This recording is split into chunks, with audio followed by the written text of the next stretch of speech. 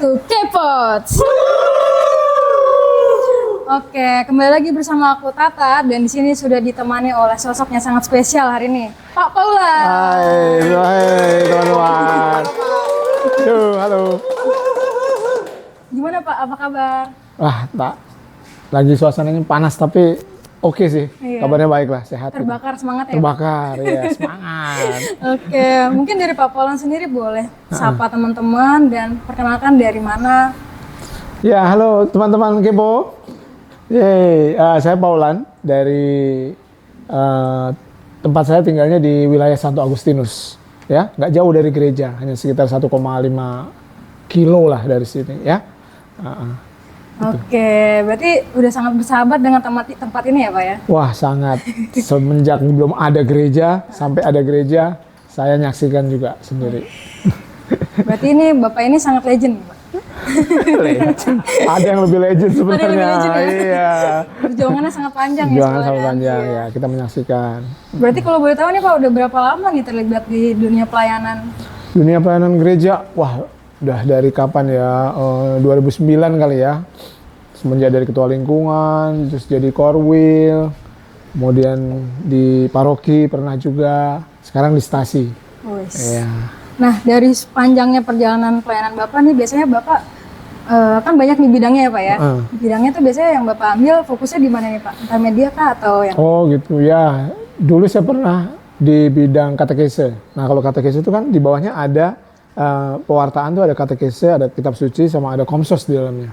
Emang itu jadi passion juga sih gitu ya untuk komsos, komunikasi sosial. Bagaimana sebenarnya menyampaikan pewartaan iman lewat media-media sosial, lewat platform komunikasi yang sudah canggih gitu loh. Bagaimana membuatnya konkret dipahamin sama umat. Gitu. Wah, berarti udah sangat familiar nih dengan dunia komunikasi ya Pak. Tapi Ya, kalau boleh lumayan spill lah. dikit nih Pak. Bapak background pekerjaannya apa nih Pak? Saya di komunikasi juga di satu LSM ya untuk kusta, ya, untuk penyakit kusta, dan saya ngurusi untuk bagian apa kayak misalnya pembuatan cerita, updating website, juga pembuatan video-video, gimana cerita-cerita dari pengalaman orang-orang yang mengalami kusta itu bisa disebarluaskan ke masyarakat, orang paham tentang penyakit kusta dan bagaimana tidak menstigma orang yang kena kusta. Nah itu tugas saya tuh, bikin story, bikin video, foto dan lain sebagainya. Bersama tim sih pasti ya. Nggak cuma di bidang pelayanan, komunikasi, tapi Bapak juga peka ya sama orang-orang yang berkebutuhan. Ya begitulah. Tapi saya kebetulan. dengar-dengar nih ya Pak, kalau nggak salah di gereja ini bakal ada acara yang sangat spesial nih Pak. Nah betul tak. Penggalangan dana. Penggalangan Tapi dana. kan kita emang udah biasa ya Pak, Biasa. selalu ya. Cuman boleh spill dikit nggak nih Pak, kira-kira ada yang spesial dari penggalangan dana nih apa nih Pak? Nama acaranya? Ya, gereja kita ini kan gereja yang cukup besar ya, butuh juga dana yang lumayan lah gitu ya, lumayan besar. Sehingga emang panitia pembangunan gereja tuh berusaha keras bagaimana memicu, menggalang dana ya. Nah salah satunya ada nih, Apa tuh Pak? ada namanya nih seperti ini, charity dinner. Charity dinner Totus Tuus. Totus Tuus tuh motonya Santo Yohanes Paulus II yang artinya semua sepenuhnya adalah milikmu ya Tuhan gitu ya. Nah ini charity dinner rencananya tanggal 7 September hari Minggu jam 5 sore. Jam 5 sore. Judul acaranya A Journey of Hope ya Pak? Ya, A Journey of Hope. Karena memang ini sebuah perjalanan pengharapan.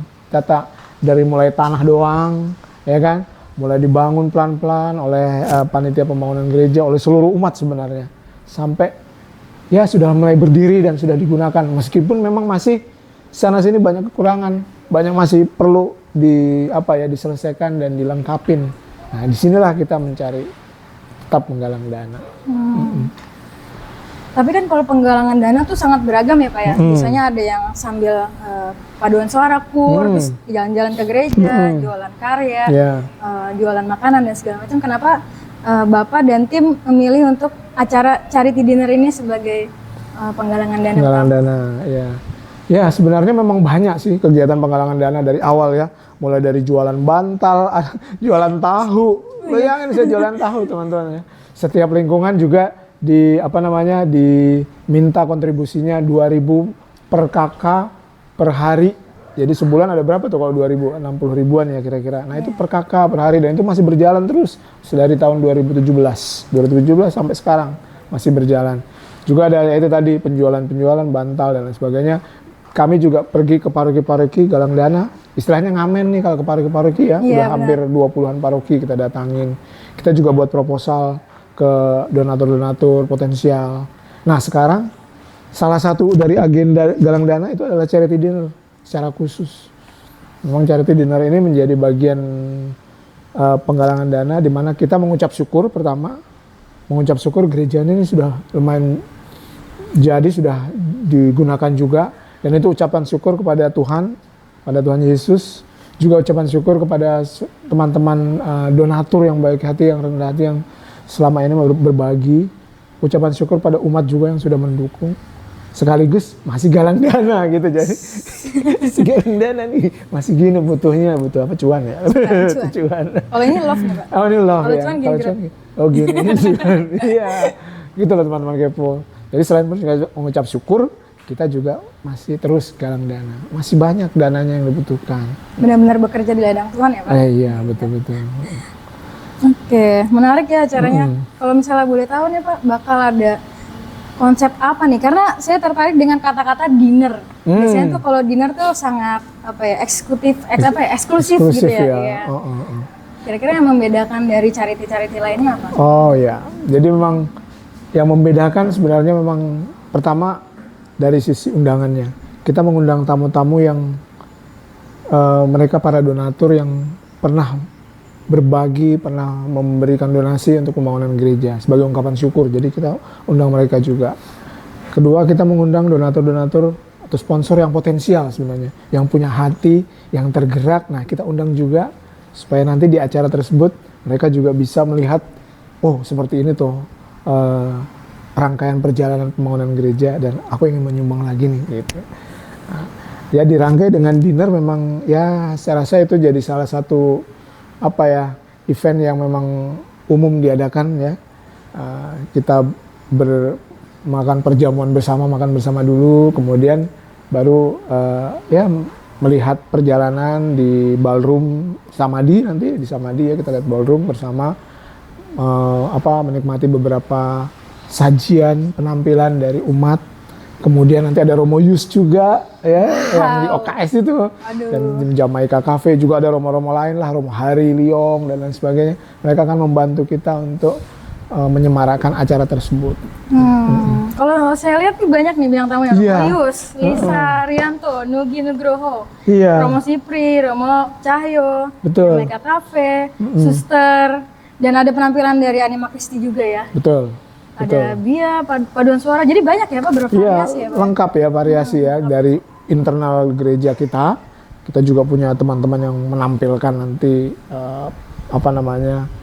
suara-suara mereka dan lain sebagainya, tapi juga kita dibantu sama Mas Nugi nih, sama Mbak Lisa juga yang memang selama ini sangat intens membantu untuk kegiatan-kegiatan di gereja sih, bukan hanya YP2 ya, di semua gereja di mana-mana kita sering lihat ya, Mbak Lisa, Mas Nugi, tapi juga yang penting ada Romo Yus juga sama teman-teman Romo dan Jamaica Cafe yang ya sudahlah pasti teman-teman kita udah tahu lah ya, di OKS tuh tiap hari Kamis pasti kalau nonton ada mereka di sana, dan kita tunggu aja penampilannya nanti di dinner, nanti charity dinner. Oke, berarti buat teman-teman atau orang tuanya dari teman-teman yang mungkin ngefans nih sama para artis di sini yang bakal tampil, boleh tuh diajak di calling kali ya biar bisa datang ke acara charity dinner ini. Jadi bakal acaranya spesial banget, dan nanti bakal ada spesial sesi khusus yang akan di-host oleh Romo Yus sendiri. Jadi sangat menarik nih. Iya. Terus kira-kira selain ada tamu-tamu spesial, bakal ngapain aja nih Pak? Sepengetahuan saya tuh ada umat yang membuat karya yang bakal dilelang nih Pak. Itu apa itu Pak? Iya. Nanti juga ada beberapa karya, nanti ada lukisan dari teman-teman kita, akan kita nanti display gitu ya, pajang nanti untuk bisa dilelang. Selain itu banyak sebenarnya ruangan-ruangan di gereja ini masih kosong ya kan. Ada ruang adorasi masih kosong. Mau bangun taman doa baru itunya doang tuh, baru pelataran kosong dengan batu-batu kerikil aja. Itu yang akan kita juga nanti sampaikan ke para tamu undangan. Ya mudah-mudahan oleh gerakan Roh Kudus mereka tergerak untuk membantu ya.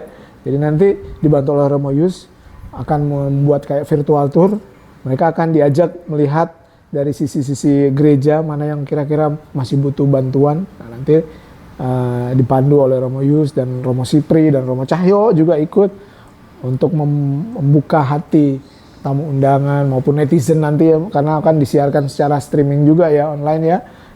Kalau mereka mau bantu silahkan gitu. Tujuannya nggak cuma untuk membangun gerejanya secara fisik, tapi untuk bikin rumah Tuhan yang lebih sempurna ya Pak ya? Amin. Kita betul, mengusahakan itu ya Pak ya? Betul. Jadi karena umat juga pengen biar lebih nyaman. Umat gitu, ya, betul. Yang sekarang memang teman-teman pasti lihat ya, kita masih ada pakai bangku plastik ya, warna hijau sama gini nih. Di dalam ada ribuan ya Pak? Ribuan. Kalau lagi mau berdiri bunyi ya krak semua. Aduh, gereja jadinya suaranya agak-agak bising ya. Tapi nanti kalau sudah masuk bangku-bangku yang kayu, itu keheningan pasti akan lebih terjaga lagi gitu. Itu salah satu sisi yang memang kita masih berdoa pada Tuhan supaya banyaklah digerakkan hati para donatur untuk membantu pengadaan misalnya bangku, juga nanti ruang adorasi masih kosong, ruang adorasi belum ada. Nanti kita minta ruang adorasi akan dibantu dibangun diperbaiki, diperindah oleh para donatur kita gitu. Oke. Kalau misalnya boleh tahu nih, misalkan teman-teman udah dengerin nih tujuan dari acara Charity Dinner ini, kemudian kekurangan dari gereja ini apa saja, tujuan kita kan untuk menyempurnakannya. Ya. Cara daftarnya nih Pak? Wah, cara daftarnya, gampang banget lah cara daftarnya. Itu nanti kalau teman-teman ke gereja, baik di Arnoldus di paroki atau di San Pera juga, kalau ada yang mungkin kita udah buat X banner seperti ini, silahkan lihat X bannernya. Di bawah itu ada QR ya, QR code, tinggal di scan aja. Scan, lalu teman-teman masukkan nama, lalu nomor WA. Nah, di dalamnya nanti ada ya partisipasi lah gitu ya, partisipasi donasi untuk bisa hadir di situ.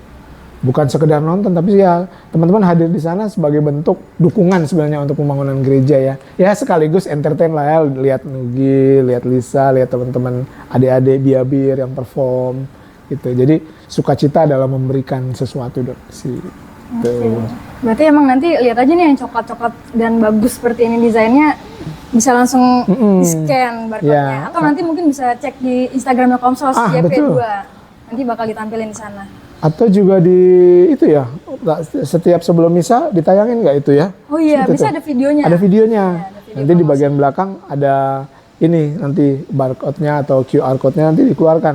Kalian bisa langsung foto cekrek gitu kan, langsung registrasi. Atau datang ke pojok panitia pembangunan gereja di depan gereja. Tanya juga sama teman-teman panitia, mereka pasti paham untuk bantuan gitu.